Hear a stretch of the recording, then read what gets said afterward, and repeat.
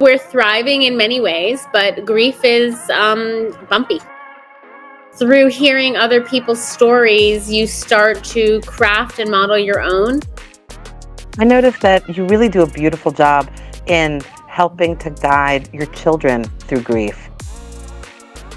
The job is not to get it done perfectly. The job is just to get it done first.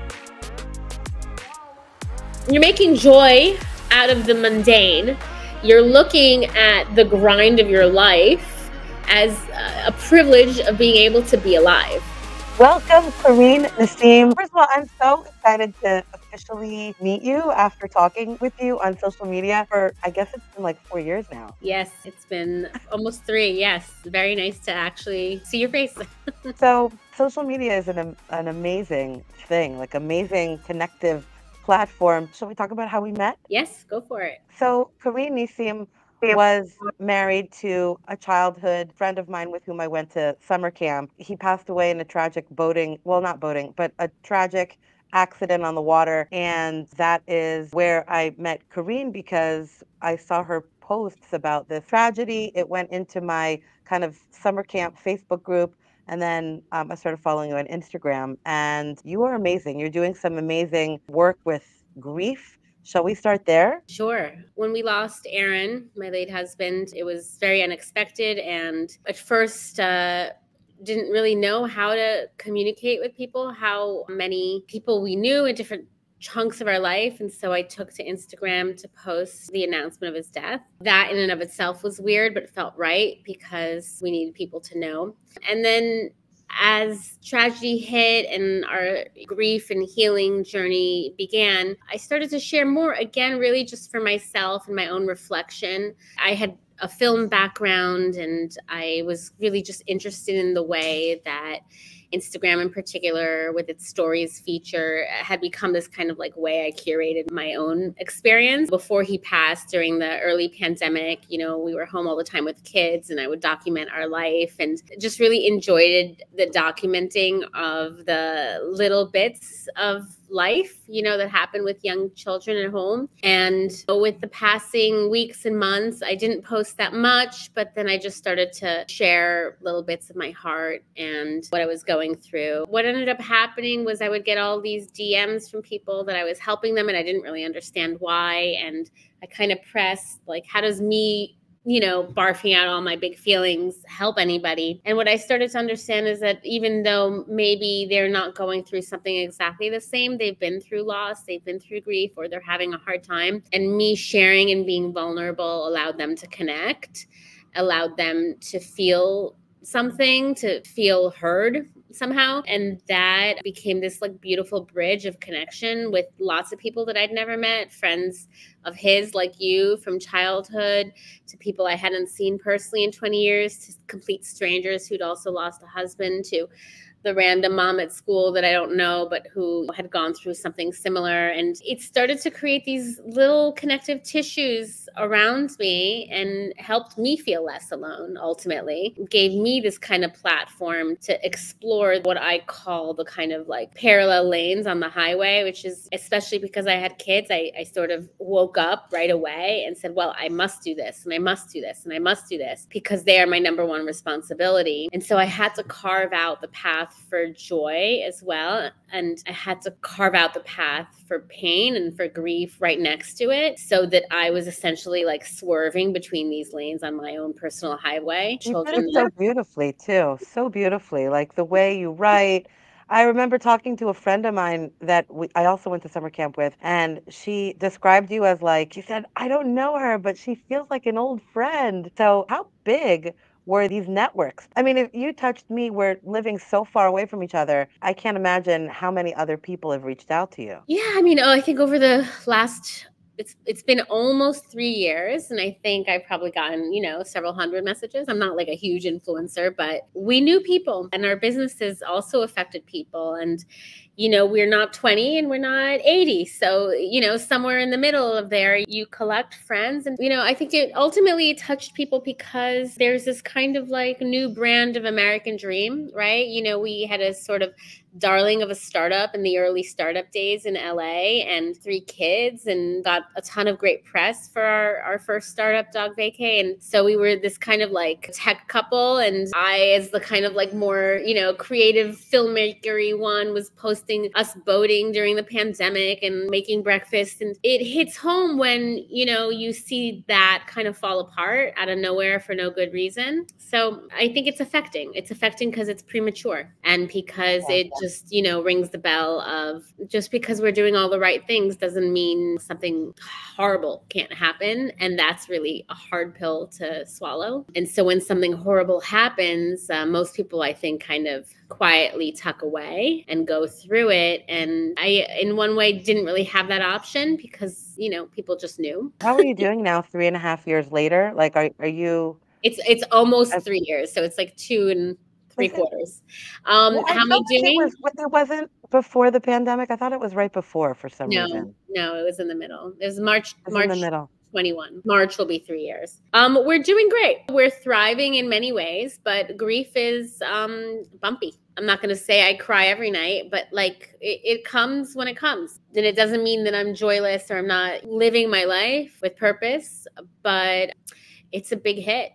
It's a really big hit. I see on social that you are working really, really hard. Like you've gone to grief conventions and you've really connected with people that have helped you. I mean, I can see that it's a lot of work to handle everything. Yeah, I got involved with this support group called Soaring Spirits, and they have, essentially a conference a few times a year for widowed people. I went to 3 of them actually, and it was really good for me to meet other widowed people my age. Obviously mostly it happens to older people. And, the first time I went, I don't know what I was looking for or expecting, except that what really struck me was that there were people there that were like 5, 10, 15, 20 years out from their loss. And I was like, oh, hell no, like I can't be in this same place then. But what slowly started to dawn on me is that there isn't this like magic pill that you swallow that makes everything just magically go away. It is a journey, but you grow around it. And through hearing other people's stories, you start to craft and model your own. And I would hear these stories almost like cautionary tales of what not to do or what to do, so I kind of established this like rigid idea of, okay, well, I must live by example, which means that I need to model healthy, normal grieving, which means you cry and you talk about it. And also, model resilience and grit and getting up and taking care of yourself and being independent and surrounding yourself with good people. And, I've tried different therapies and it's all been part of the journey. And I think a lot of it has turned into starting this new business that I'm starting, which is circling this big idea called post-traumatic growth. This idea that you can actually live a life of greater meaning and purpose, not in spite of what's happened, but because of it. When you can kind of focus on that and look at everything that comes your way as part of your journey, it's more palatable. I noticed that you really do a beautiful job in helping to guide your children through grief, to be with them, with their feelings and everything that they're going through. And also, how are they? For them, it's a bigger span of their life. So I'll answer that, in reverse. How are they? Thank God they're good. And I take a lot of credit for that. They're thriving. They are athletically unbelievable, which 80% Aaron. But I show up and I drive them and cheer them on. I love that. They're doing well in school and they're socially, they're doing well. So all around, everything is on the right track. I don't handle them with kid gloves. I do the best I can to make everything age appropriate, right? So there's a big part of talking with them on their level where they're comfortable and also not pushing the agenda. And kids grieve also in this kind of like nonlinear fashion that isn't particularly obvious. So anxieties like, separation anxiety may come up or not wanting to sleep in their beds on their own. So almost 3 years later, I'll still have a big kid come up to me, at 11 at night and say, I can't sleep. I'm thinking about daddy. And that's pretty hard, because your instinct as a parent is to yell right away and say, get in bed. It's too late. And then the other part of you is like, is this real? And well, yeah, of course it's real, because between the games and the school and the play dates, there's not a lot of time to think. Like for me, I know I did all of my writing, all my big thinking at night when nothing else was really pulling me, and I had the excuse to kind of turn off, but that part of me just turned on and kind of went into overdrive, and it felt okay. It felt cleansing. So they're doing well, and they are grieving, and they're doing it on their terms, and each one has their own journey, and I have to be the kind of super vigilant person that looks to see what's normal, what's preteen vibes, what's just general sass versus what's grief. All in, it doesn't really matter. You're parenting it the same way, right? Which is to help them feel secure, to help them feel independent, to help equip them emotionally to handle whatever comes up for them internally or externally. And that's, there's a learning curve for me there, because, in the early days of motherhood, you're like, okay, I change diapers, got it. I make bottles, I got it. But like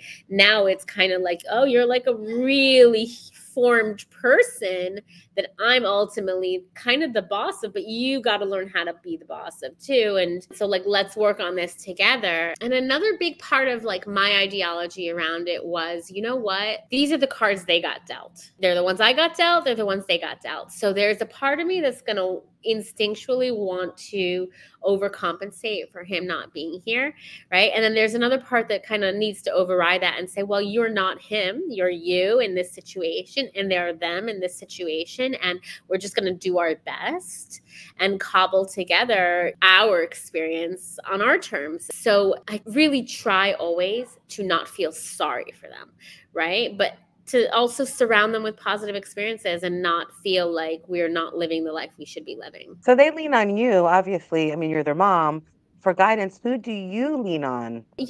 Throughout my journey, I kind of always looked at therapy like, why am I spending so much money to talk to somebody that's just as smart as all my girlfriends? I'm like so lucky to have just the smartest circle of women around me, like these sort of sage souls, but that are very much enmeshed in the same life stage, right? So in many ways, it's like I look to them as my day-to-day touch points. I also look to their husbands, honestly, because I'm as feminist as the next person. But if I survey the crowd, more likely the husbands will know about what to do about the fire alarm or the lighting system app that went rogue than the wives, but not necessarily, right? So I've just started to lean on my friends and my community and, of course, my family. And then it clicked for me a little bit. And I have found a good therapist lately where I'm looking at it in a kind of more like results oriented way, where each session it's CBT oriented and it's a little bit more resolution focused. And I tend to be an over processor. So like that over processing kind of like stunted my ability to move forward with certain things. But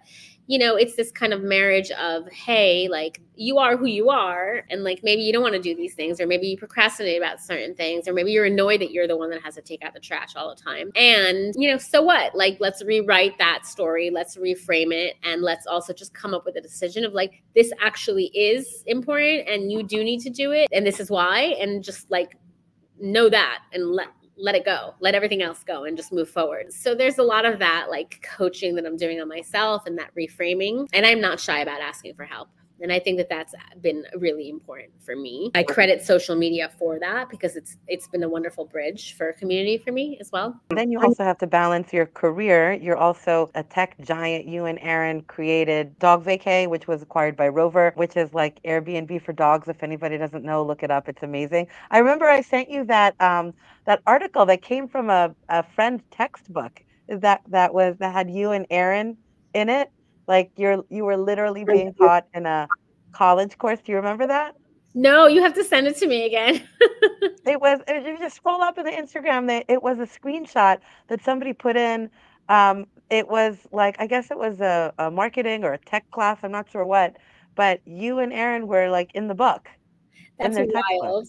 But you also have this amazing tech career and you are an entrepreneur. So can you talk to me about, first of all, what drives you to be an entrepreneur? Because you've had Dog Vacay, Schmask, which was during the pandemic, a mask that's attached to your shirt, Schmask. Did you sell a lot of those, by the way? I always wondered. Yeah, we did. We did. We got on the Today Show and we sold tons that day and the following weeks. And it was a tricky product, and it was tricky because of especially the pandemic and like shipping and manufacturing and all that stuff. But then Aaron passed away, a couple of months later. So I basically dropped that business and just had to deal with the life of grief and its aftermath. And that was way too big for me to do and also handle the business. So I've had an interesting career trajectory because I started out as a writer, filmmaker, actor, director. I went to graduate school in LA and got my MFA in directing, and then worked at HBO and William Morris, and then met Aaron, and then we started Dog Vacay. We had our 3 kids in this kind of same time span that we founded Dog Vacay. And then we had the merger with Rover. We moved back to Florida, where I'm from. And before the pandemic, I was a film professor for a little while, and I had been doing a bunch of like different web series and exploring like more of the digital realm of content creation. And then the pandemic hit, and I decided to create this product that I really wanted as a solution for my own children. I wanted something super soft for the kids to wear if they were going to be forced to wear masks. And then when we were going to get on the Today Show, I said, oh, well, that has an older demographic. Let me see if older adults like it too. And they really, really did. So it was kind of like a big hit. And then when he passed, I suddenly had to wear, just a ton of hats, and like the legal, administrative, financial aspect of that kind of unexpected loss at our life stage and where we were was pretty huge. Plus just the shock of it all, plus the kids and the house and all the things. And then, I was introduced to this woman named Eloise who lost her husband unexpectedly as well, around the same age, around the same time, also with young kids. And she also had been an entrepreneur with her late spouse, Michael. And so, what developed into this wonderful friendship that was truly the silver lining in our healing journey. She lives in Connecticut, so we would just be on the phone a lot, and we would try and visit each other and spend time with each other's families. We couldn't keep our thinking caps off, and we're so entrepreneurial in the ways we discussed how we could have been helped better. And so we just developed this idea out of what would have helped us and just the kind of evolving landscape of support and trauma. And, as I'm sure you felt, like the pandemic was crazy and unprecedented. Wow. And if you were opening your eyes to what was really happening, people were dying, and we were all collectively faced with our own mortality. And the Zoom of it all turned into this kind of weird loneliness epidemic and this mental health crisis with young adults, with old adults, and just a real sense of isolation. So there is a collective state of grief and trauma that we are all in. And, it could be as subtle as we are mourning the way we used to be. And, as significant as we've buried many people that we've loved and are now dealing with our own mortality and like the effects of COVID on our body, we still don't really know, but probably most would agree is it leaves real inflammation. And then the inflammation triggers other things like heart disease and cancer and who knows what else. So you're seeing more numbers around things like divorce and cardiac, related events. And so, rather than just focus on widowed people, we wanted to create a community so people could find one another the way Eloise and I had found each other, because that in and of itself was super helpful. And we also wanted to create the resources and the tools that would have really helped us, that had this kind of more holistic view. Like everybody would ask me, well, don't you have a person for that? And it's like, well, no, that person's me. Like it could have also been Aaron, but it was me and Aaron. And that's how we lived our lives. So now it's just me. And like, I kind of suck at some things. And I'm also dealing with way more than ever before. And my brain's not working the same way because I don't really sleep as well, because that's when I do all my grieving, at night. And so I'm not really thinking straight. And suddenly I just have a ton of crappy things I have to do. So what we've done with Day New, which is like a new day backwards, is create this tech platform and community to support people going through a tricky time in life.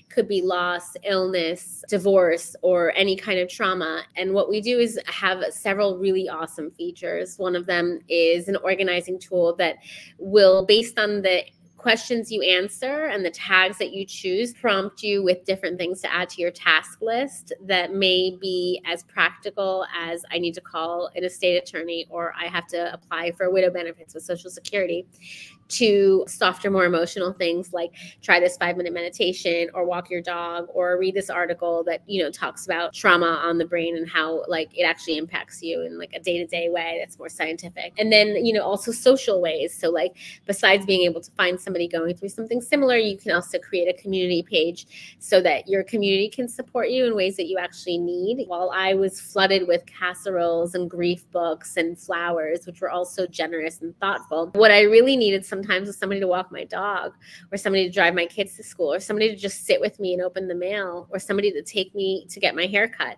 because everything felt really, really big and really, really hard. And I'll never forget the people that stopped by that I wasn't even close with, that helped me sit there and organize my husband's sock drawer or go through photos and pull some kind of memory project together. So I think that this community page is really good. And I also think doing things like workshops and retreats, which we're going to introduce, will be really, really, really beneficial to people. And like how our conversation started, which was I was touched that people were touched somehow by my journey and me sharing my journey. I slowly came to this idea of post-traumatic growth, which is that I'm living here with purpose. I am here.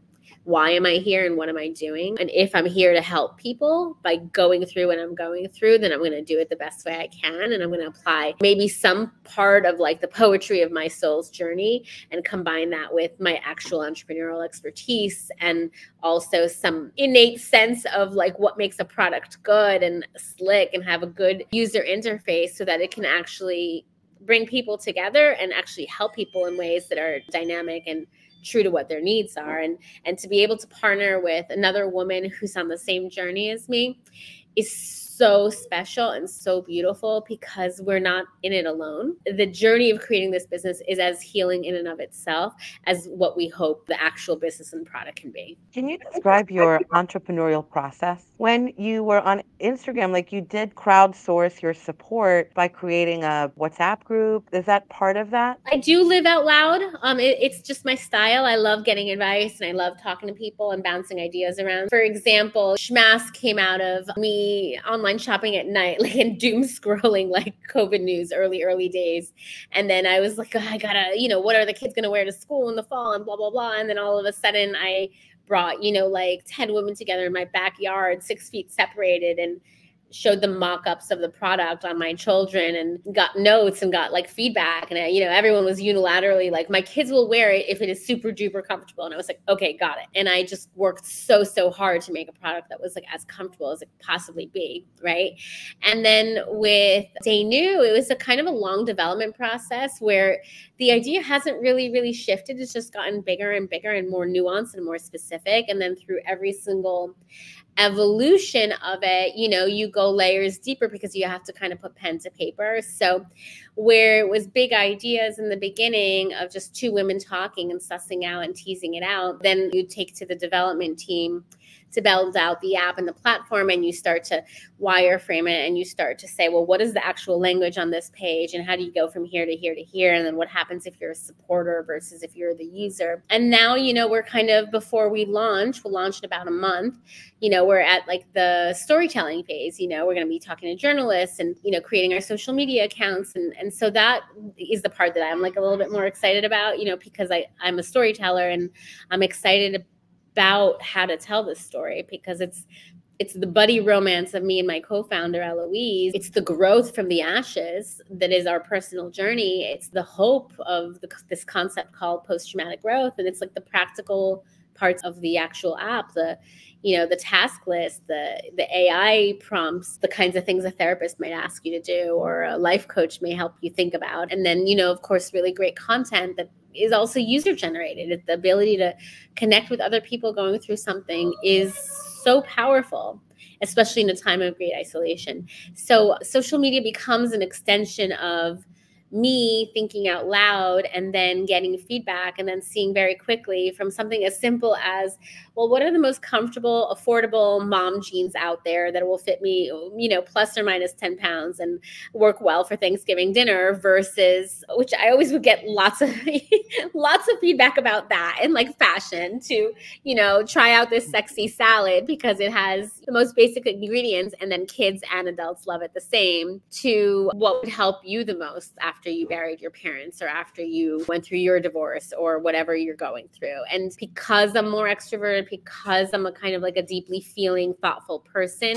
I welcome everyone that I'm in contact with as part of that journey. How do you use Day New, and how is it different than just like a to-do list? You would download the app or go to the website, and you would answer a few questions that would tell us a little bit about what you're going through. You'd be able to choose some tags that you associate with. So if the person's going through cancer or divorce, or they're a certain age bracket, or living a certain kind of lifestyle, like they're retired or a student. And then based on those answers, you then end up on our dashboard. And on our dashboard, we first have like a mood check. So you're able to just honestly gauge where you're at, how overwhelmed you're feeling, how lonely you're feeling. And then from there, there's a prompt section, which has like this AI layer. So based on the ways in which you're answering these questions, they may suggest a type of question that a therapist might ask. They may recommend that you do only one thing from your task list, which is the next section on our dashboard. So even though you absolutely have 100 things that you need to do, that's not the day to do it. And maybe that's the day that you just focus on doing 2 things, and they're softer things, and you feel good about getting those things done. And then you can move your priorities around and just feel a little bit more organized about it. Maybe, it would recommend doing, an exploration of a different kind of therapeutic modality, or ask you to share your prompt and on a community journal. And then you can also sign up for like online workshops, or for a quarterly retreat where you're coming together with other people and healing together, and finding your joy and finding your spark. How much of this was inspired? I mean, I guess it was all inspired by your own therapy, it sounds like, your own experience with the conferences. I'm like an excavator of information. Like, I go out there and I find out everything I possibly can, and then I bring it all back and I kind of condense it into a plan. And so it was inspired completely by my journey and by Eloise's journey, and then by the brainstorming of our 2 minds. We kind of figured out everything that we needed to go through what we were going through, even the things that we didn't need, right? And then we said, how do we hold all of that together so that we can present it in a way that's palatable, so anybody can kind of choose their own adventure? It's a function of the way my brain thinks and the experience that I was thrust into. When you're starting any new entrepreneurial project, how do you know what you don't know? How do you know what to look into, where to direct your research, and who to collaborate with? Again, I'm like a crowdsourcer of information. So it's anywhere from the podcast to the books to Oprah to my friends to my therapist, right? Like, so you gather the information and then you just deposit it in, and you say, okay, well, like, I'm an educated person. I'm going to go with my gut and my instinct on what's going to work here. And where I absolutely don't know, I'm going to bring in some experts and I'm going to say, hey, does this sound right? And what else should I do? And then you test it. You just see if it clicks, and you start to get real feedback, and you say, oh, okay, that doesn't really make sense. How do I make that better? How do I make it clear? Or how did I, miss that part? And then let's get it better. But, you work with lawyers, you work with doctors, you work with therapists, you work with all the kinds of people that know what they're doing, right? And then you say, hey, is this right? And they usually say, yeah, maybe it's not how I would do it, but yeah, that does make sense. And then you just go with your gut. Don't hold back too much. If the advice is for other entrepreneurs, the job is not to get it done perfectly. The job is just to get it done first. And then you get your friends and your family on there, and you get them to dig in, and they give you some input, and then you go, one layer deeper and one layer deeper. How do you balance everything? Because you're doing a lot. You're creating businesses, you're raising 3 children, and then there's like life. There's driving them to the sports and all the other millions of things that you have to do. Yeah, I mean, listen, this is a common thread in my conversations in therapy, which is like, I don't know how to do it all. I can't do it well. Yeah. I don't know. I don't really have a clear answer, except that I'm a more reactive person. So I'm reacting to my children's needs. And then when I'm really winning, I'm like proactive about it. And, I have a business partner, so I'm reacting to her kind of like, oh yeah, we have to do that. And I'm reacting to scheduled events like this one, like I had been walking my dog and forgot that I am going to be on camera, and, this is what I look like now. Right. So there's a little bit of all of it shoved into the time that you can squeeze it in there. And you create priorities and buckets, and then you kind of just follow the flow of structure. So generally, I'm like on kid duty until they're off to school. I give myself an hour or so to try to work out, and I try to double that up with friends so that I feel like I'm not on this earth alone and just with children, right? And then, I try to cram in some hours of work before they come back from school, and, some self-care too, like the doctor visits and other stuff. And then, after school has been, just jumping around between games and stuff. And having a co-founder has helped me tremendously because we're both in the same boat. And so sometimes when a kiddo is sick, or when we're sick, or there's travel, or there's things that come up, you're like, oh yeah, like I can't work on this for 80 hours a week. I'm not there. But there are some weeks that you can, and there are some weeks that you're really excited to, pick up the laptop after the kids are in bed, and just like, plow away and like write some thoughtful content or emails, or, notes on the wireframes. And then, you get that done and you just squeeze it in. Yeah, it's amazing to me because I always think about this too. I mean, everybody's got like anybody our age has got, life and things happening. We all have the same amount of hours in the day.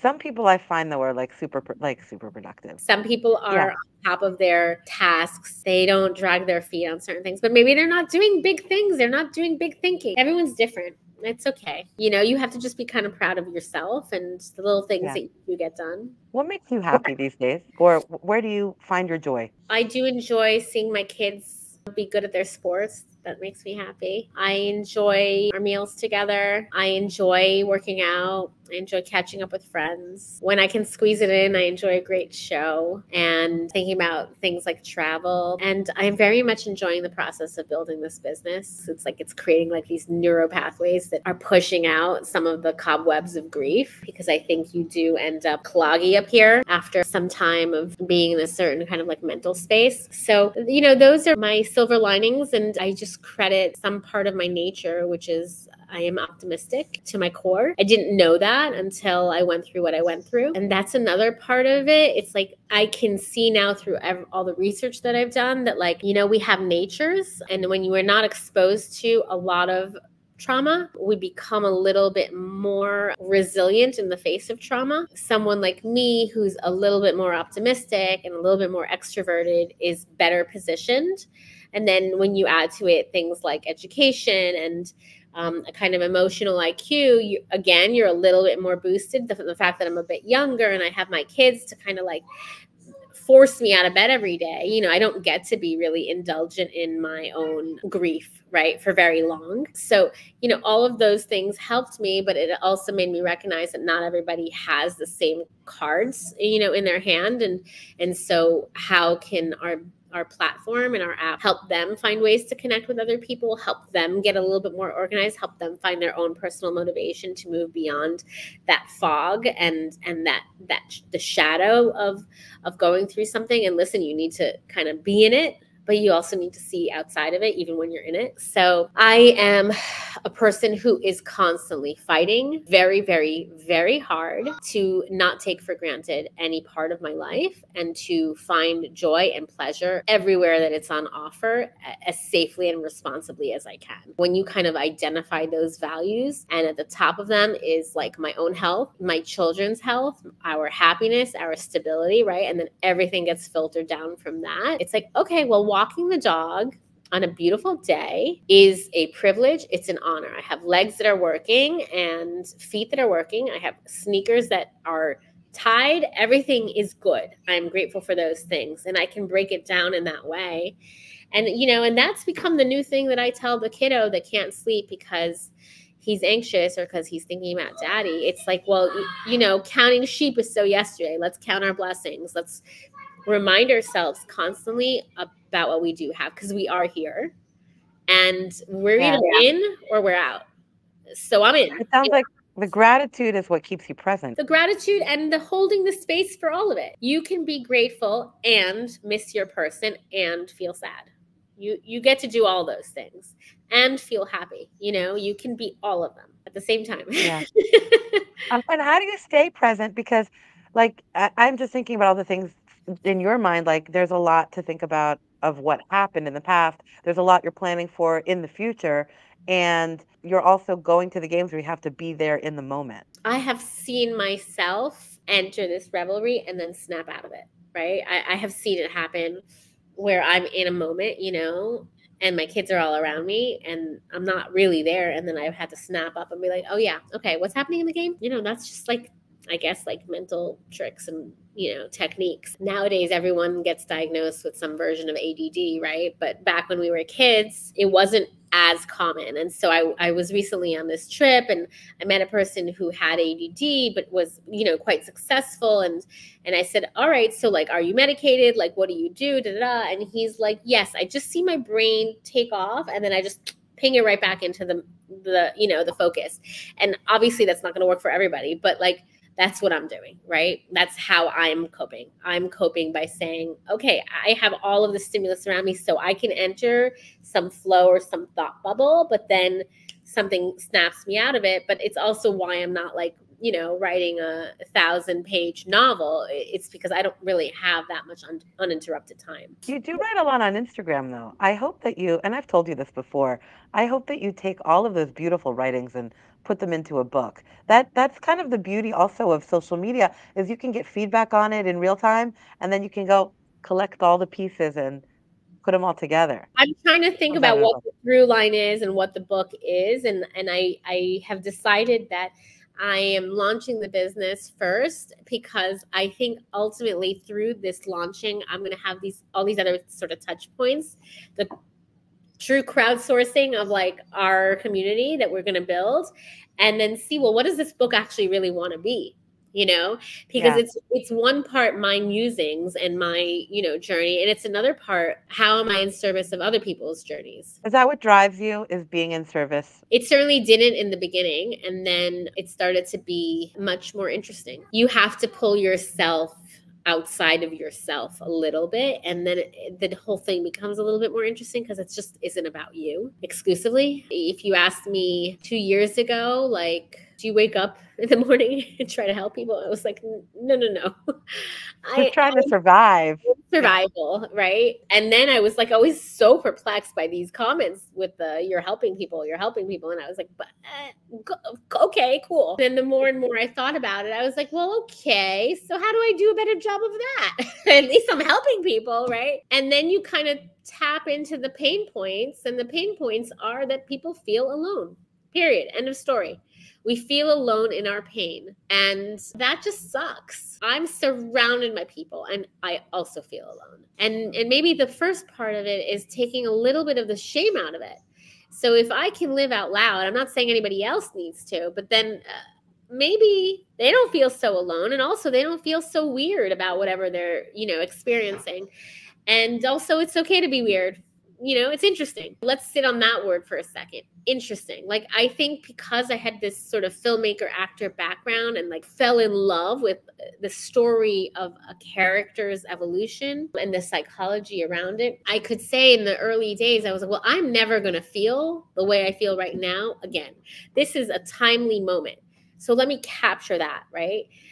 Because it's going to change, and I'm not going to feel this kind of inspiration artistically in the same way. I'll be able to wax on about some other aspect of my life, but not this part in this way today. And then that does evolve, and I can kind of look at every aspect from raising my kids to dating in my 40s. Is that trying to get to capture the moment when you stay with the storytelling?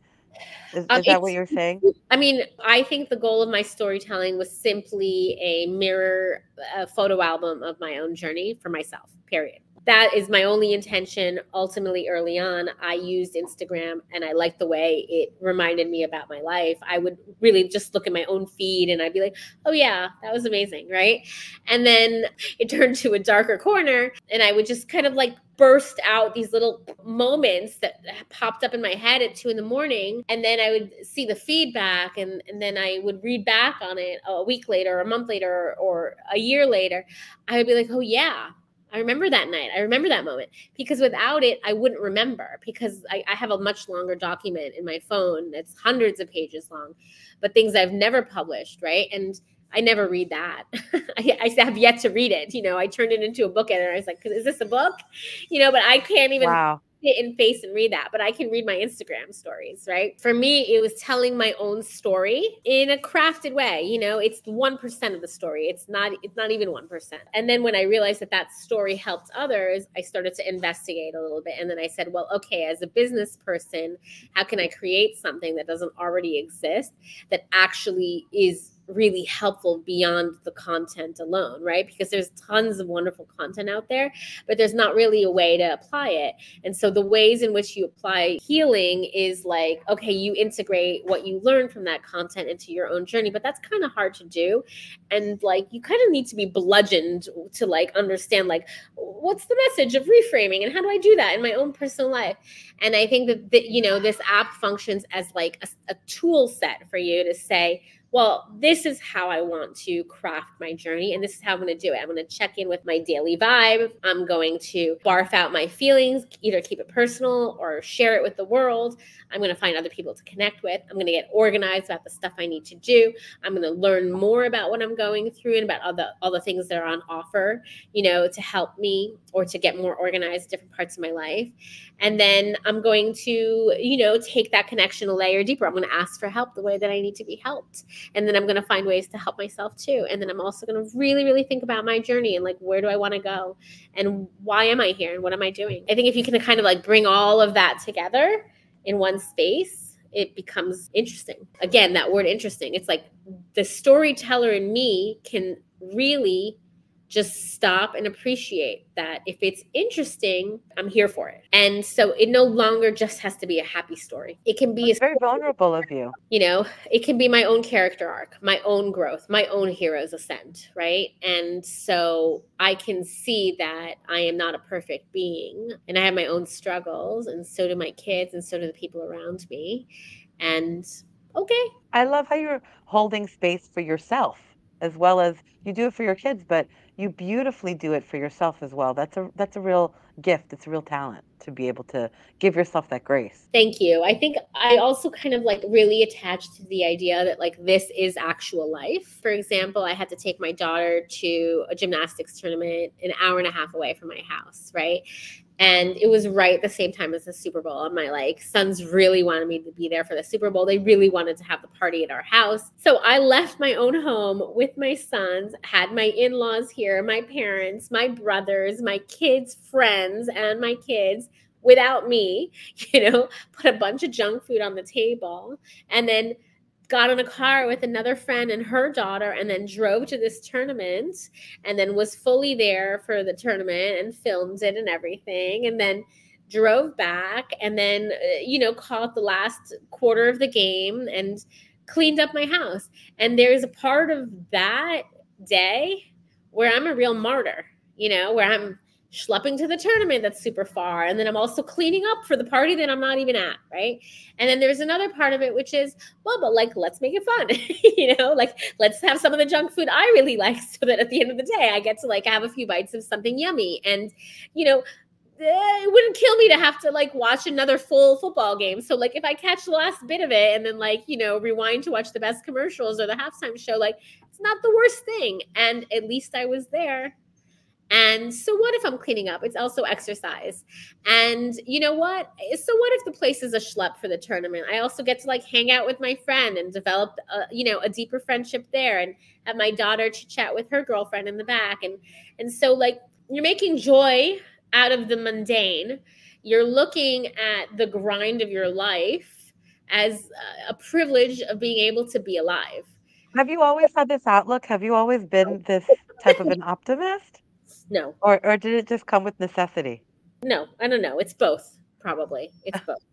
I'm also, sarcastic and acerbic, and I'm not going to say negative in my thinking, but some quite negative. I'm highly critical, highly, highly critical, but it's balancing and it's pushing. And again, like, I don't know, in college, my friends, this was like in the early days of Tony Robbins, my friends would be like, you should be like Tony Robbins. You should be a motivational speaker.